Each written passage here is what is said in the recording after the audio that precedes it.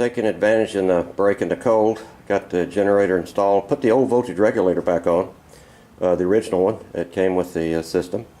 Polarized the generator and brought the tractor up to idle, and then increased the RPMs and actually saw the charge meter increase.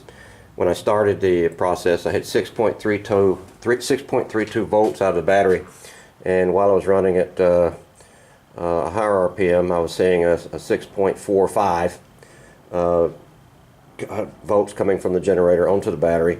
And when I turned the system off, I see the battery's charged up to 6.39. So I'm concluding that this generator and voltage regulator are working just fine.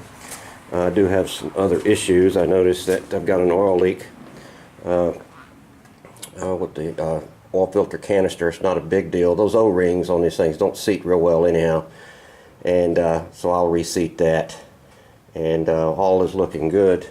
I do want to install the temperature bracket and the temperature gauge onto the engine. I received the bracket in the mail this week, so I'll probably get on that sometime early this week, assuming the weather holds.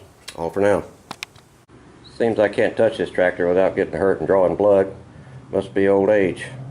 Probably should use gloves from now on. And Sam, that Get Well card is still active, so I don't need another one. Thanks.